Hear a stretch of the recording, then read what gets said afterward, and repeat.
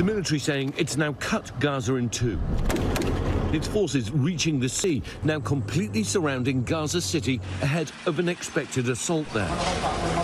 The IDF saying a humanitarian corridor is in place for people to flee south, but already thousands of civilians have been killed. Amid warnings, Israel will continue to attack strongly and intensify its ground war in the north. And tonight, for the first time since this war began, we go into Gaza.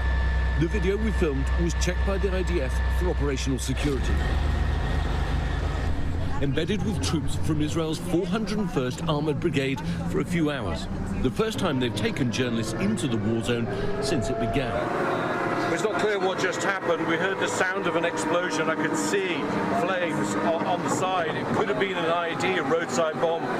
It's not clear at the moment, but it just shows that every single step of the way remains highly dangerous.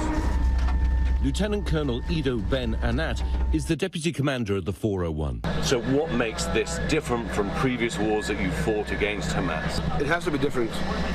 It cannot end with the Hamas still commanding the Gaza Strip.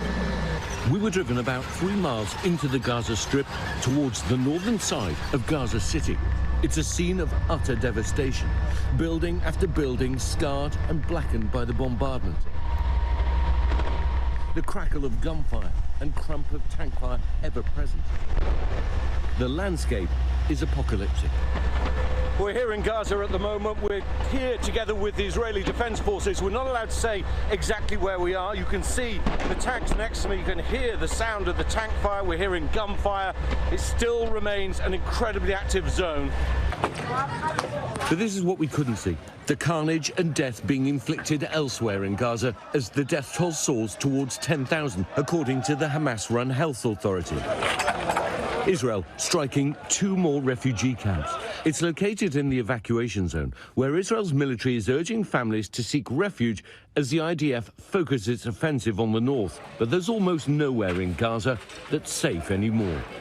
Lindsay, what I saw unfolding on the ground is an incredibly complex, dangerous and ambitious military operation. I think the challenge for America, Israel and Arab allies is what does a day after this war look like? Few are likely to be willing to pick up the pieces of what little is